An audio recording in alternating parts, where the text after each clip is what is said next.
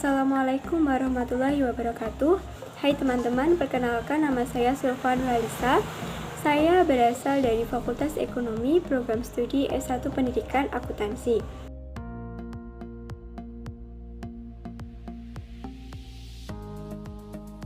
Nah, pada kesempatan kali ini kita akan belajar mengenai Otoritas Jasa Keuangan atau biasa disebut dengan OJK.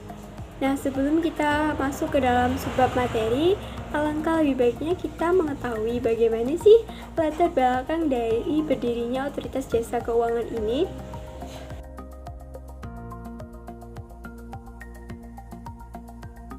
Nah, di sini latar belakang Otoritas Jasa Keuangan bermula ketika Indonesia mengalami krisis moneter pada tahun 1998 yang mengakibatkan banyak sekali lembaga keuangan yang harus gulung tikar. Nah, kemudian muncullah suatu gagasan untuk mendirikan suatu lembaga independen untuk mengatasi permasalahan tersebut. Alhasil, pada tanggal 27 Oktober 2011, Rancangan Undang-Undang Otoritas Jasa Keuangan disahkan oleh DPR atau Dewan Perwakilan Rakyat. Selanjutnya, pemerintah mengesahkan dan membuat Undang-Undang Otoritas Jasa Keuangan atau OJK, yaitu Undang-Undang Nomor 21 Tahun 2011. Setelah disahkan oleh pemerintah, teman-teman, OJK langsung mengambil alih tugas Bank Indonesia dalam hal pengawasan terhadap lembaga keuangan yang ada di Indonesia, sehingga Bank Indonesia fokus terhadap penstabilan kurs dan aspek moneter lainnya.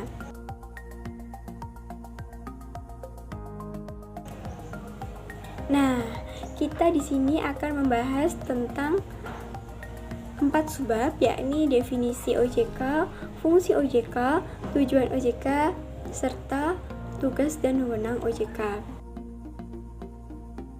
Subbab pertama yakni definisi OJK. Menurut Undang-Undang Republik Indonesia Nomor 21 Tahun 2011 tentang Otoritas Jasa Keuangan Bab 1 Pasal 1, pengertian OJK adalah lembaga yang independen dan bebas dari campur tangan pihak lain yang memiliki fungsi, tugas, dan wewenang dalam pengaturan, pengawasan, pemeriksaan, dan penyidikan sebagaimana yang dimaksud dalam undang-undang ini. Yang kedua, ada subbab fungsi OJK. OJK memiliki fungsi yakni menyelenggarakan sistem pengawasan dan pengaturan yang terintegrasi terhadap keseluruhan kegiatan di dalam sektor jasa keuangan. Selanjutnya kita masuk subbab tujuan OJK. Tujuan utamanya adalah meningkatkan dan memelihara kepercayaan publik di bidang jasa keuangan, menegakkan peraturan-peraturan perundang-undangan di jasa keuangan, meningkatkan pemahaman publik mengenai bidang jasa keuangan, serta melindungi kepentingan konsumen jasa keuangan. Selain tujuan utama, Otoritas Jasa Keuangan juga memiliki tujuan lainnya, yakni 1. Mampu melindungi kepentingan konsumen dan masyarakat. 2. Mampu mewujudkan sistem keuangan yang berkelanjutan dan stabil. Yang ketiga, terselenggara secara teratur, adil, transparan, dan akuntabel. Nah, kita memasuki pada subbab keempat ya teman-teman, yakni tentang tugas dan wewenang OJK. OJK melaksanakan tugas pengaturan dan pengawasan terhadap 1. Kegiatan jasa keuangan di sektor perbankan. 2. Kegiatan jasa keuangan di sektor dana perasuransian dan dana pensiun. 3. Kegiatan jasa keuangan di sektor pasar modal. 4. Lembaga pembiayaan dan lembaga jasa keuangan lainnya.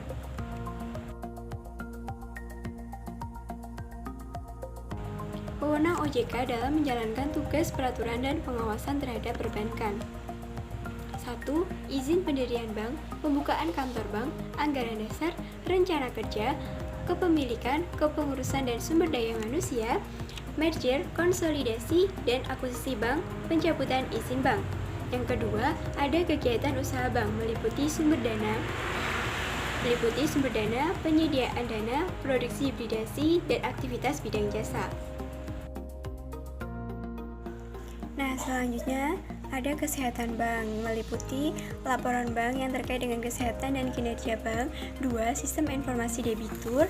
3. Pengujian kredit atau credit testing. 4. Standar akuntansi bank. 5. Likuiditas, rentabilitas, solvabilitas, kualitas aset, rasio kecukupan modal minimum, batas maksimum pemberian kredit, rasio pinjaman terhadap simpanan, dan pencadangan bank.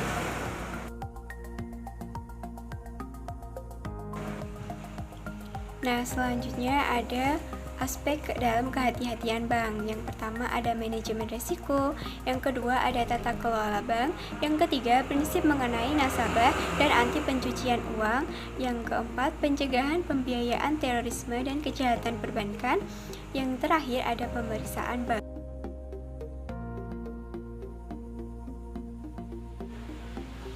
Nah, selanjutnya ada wewenang OJK dalam tugas pengaturan.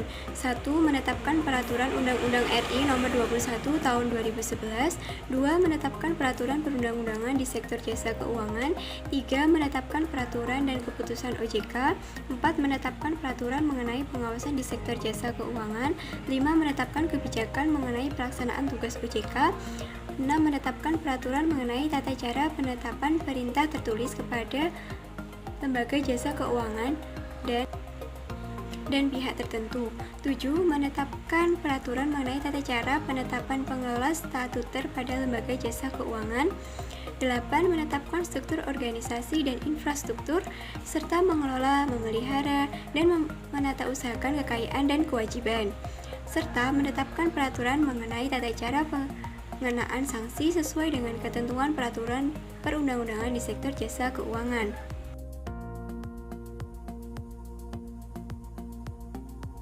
Nah, selanjutnya ada wewenang OJK dalam tugas pengawasan. 1. Menetapkan kebijakan operasional pengawasan terhadap kegiatan jasa keuangan. 2. Mengawasi pelaksanaan operasional pengawasan yang dilaksanakan oleh Kepala Eksekutif. 3. Melakukan pengawasan, pemeriksaan, penyidikan, perlindungan konsumen, dan tindakan lain terhadap lembaga jasa keuangan, pelaku, dan atau penuhnya kegiatan jasa keuangan sebagaimana dimaksud dalam peraturan perundang-undangan di sektor jasa keuangan. Yang keempat, memberikan perintah tertulis kepada lembaga jasa keuangan dan atau pihak tertentu. 5. Melakukan penunjukan pengelolaan statuter. 6. Menetapkan penggunaan pengelola statuter. Ketujuh, menetapkan sanksi administratif terhadap pihak yang melakukan pelanggaran terhadap peraturan perundang-undangan di sektor jasa keuangan.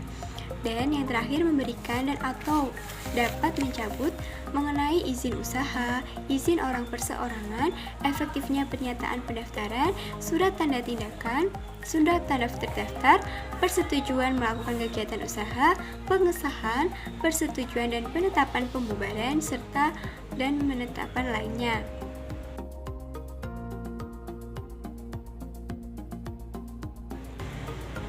Nah, teman-teman, selanjutnya bisa dilihat di sini ada struktur organisasi level atas OJK. Jadi, strukturnya itu ada Dewan Komisioner serta pelaksanaan kegiatan operasional OJK, di mana Dewan Komisioner ini terdiri atas 1 orang ketua, 2 seorang wakil ketua atau ketua komite etik, yang ketiga seorang kepala eksekutif pengawas perbankan, yang keempat ada kepala eksekutif pengawas pasar modal, yang kelima ada seorang kepala eksekutif pengawas asuransi, dana pensiun, lembaga pembiayaan, dan LJK lainnya.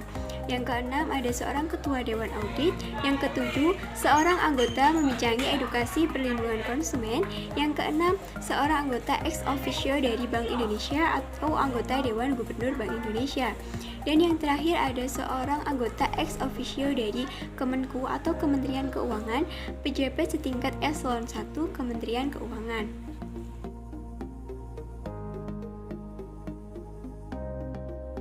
Nah, teman-teman, di sini ada materi mengenai hubungan kelembagaan, di mana hubungan kelembagaan ini mencakup Bank Indonesia dan juga Otoritas Jasa Keuangan dalam membuat peraturan pengawasan perbankan. 1. Kewajiban pemenuhan modal minimum bank.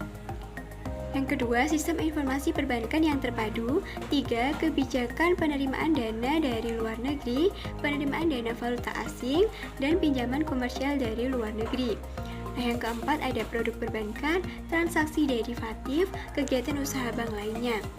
Nah, selanjutnya ada penentuan institusi bank yang masuk kategori Systemically Important Bank. Nah, yang terakhir ada data lain yang dikecualikan dari ketentuan tentang kerahasiaan informasi. Nah, teman-teman, selanjutnya kita akan belajar mengenai problematika otoritas jasa keuangan yang ada di Indonesia. Nah, problematika di Indonesia yang pertama ada track record lembaga di Indonesia yang tersandung kasus korupsi. Independensi tidak menjamin apakah suatu lembaga bersih dari kasus korupsi atau tidak. Apalagi sebagai lembaga baru, OJK pasti akan dikelilingi uang triliunan rupiah dari industri bank maupun lembaga keuangan bukan bank.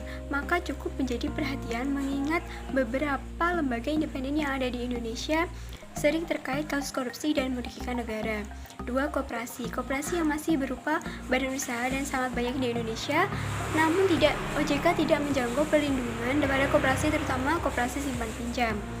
Nah, yang ketiga, birokrasi yang menjadi lebih besar. Sangat dimungkinkan OJK membuat birokrasi yang lebih besar dari sebelumnya, ketika mikroprudensial dan makroprudensial masih ditangani oleh satu lembaga, yaitu Bank Indonesia. Akan sangat berbahaya jika birokrasi yang menjadi lebih besar tersebut malah menghambat masalah terutama yang membutuhkan koordinasi dengan Bank Indonesia. Yang keempat, terbebaninya anggota pasar modal yang tidak bergerak di pasar keuangan. OJK menetapkan pungutan bagi emiten atau perusahaan yang terbuka akan melakukan aksi korporasi. Pemungutan tersebut memberikan anggota pasar modal yang bukan dari sektor keuangan. Hal ini berbahaya karena perusahaan akan cenderung mencari peraturan yang lebih sederhana di luar negeri.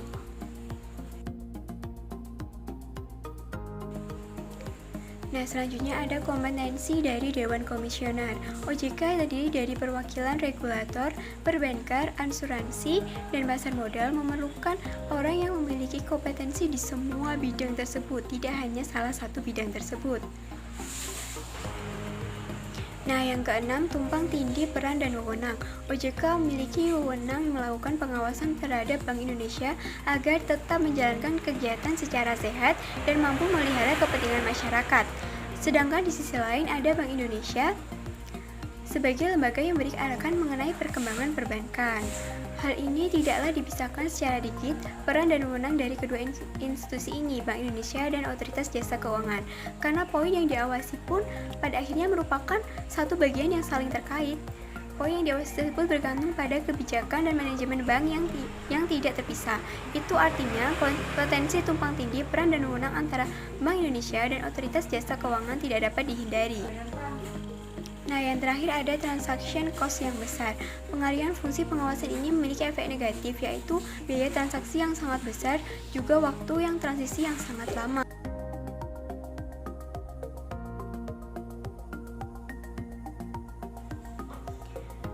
Nah, teman-teman, dari materi yang sudah kita pelajari di atas dapat disimpulkan bahwasannya OJK merupakan lembaga independen yang memiliki tugas, fungsi, dan wewenang dalam hal pengawasan, pengaturan, pemeriksaan, dan penyidikan. OJK di sini dalam melaksanakan tugas wewenang dan pengawasan terhadap kegiatan jasa keuangan pada sektor perbankan, dana peransuransian, dana pensiun, pasar modal, dan lembaga keuangan lainnya. Juga memiliki tujuan yakni mewujudkan sistem keuangan yang tumbuh secara berkelanjutan dan stabil.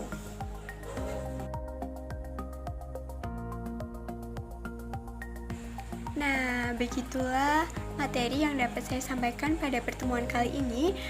Apabila ada salah kata dari saya mohon maaf. Semoga kita bisa bertemu pada pertemuan selanjutnya ya teman-teman. Dari saya cukup sekian, terima kasih atas waktunya. Wassalamualaikum warahmatullahi wabarakatuh.